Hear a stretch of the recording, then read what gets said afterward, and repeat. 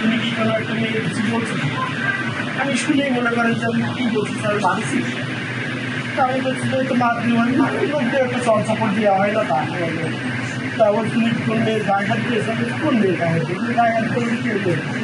আচ্ছা অরিজিনালি যে মেয়েটার গায়ে বলে তারা বলতেছে এরকম। তা তারা আমার কাছে বললো যে তারা বিভিন্ন লোকজন বিচার করেছে।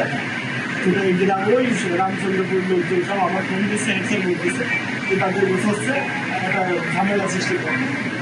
তা আমি বললাম স্যার আমি কী করেছি যেটা ঝামেলা সৃষ্টি করে? তারপর হেড স্যার আমি বললাম স্যার যেটা একটা প্রেস্টিজের ব্যাপার, আমি কী করেছি কি না করেছি আমার যদি একটা কথা বলতে আমার মানুষের লোক দেখেন আমি থাকি আপনি ওদের বাড়ি।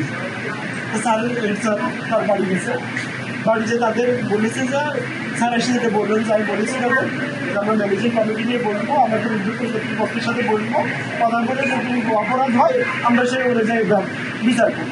এই কথা বলতে বলতেই 10-12 লোক অফিসে ঢুকে আমার এলো পাতা ডিভাইড মারতেছে। আমার জামাটা ওখানে আছে, জামাটা ছিল বাচ্চা শুনছি, শোনার পরে এলাকার লোকজন উত্তেজনা ছিল, ঠিক আছে। থাকার পর আমি প্রশাসনের লোকের ফোন দিই, ফোন দিলে এখানে এসে আমি তার কাছে ফোন দিছি, ভাই কী অবস্থা? তার কাছে ভাই অবস্থা ভালো না, আপনি একটু আসেন। আমি আসছি, এসে এলাকার লোকের সাথে কথা বলছি, কথা বলে আমি বলছি তাদেরকে বুঝাইছি, তারা তো তারা এক কথা যদি পাইতো তাহলে খেয়ে ফেলতো। এই তোর কি ঘটনাটা কি? তা তুই তো কালকে স্কুল তো আমার কিছু বলিস নি, তুই তো 3টে পর্যন্ত 3:30 পর্যন্ত তুই তো ছিলি।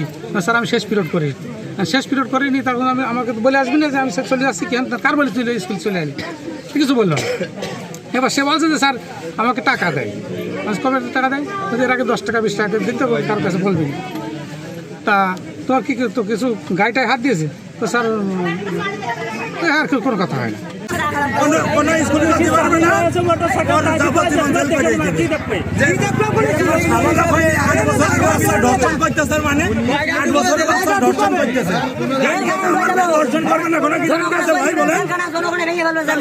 বিচার চাই।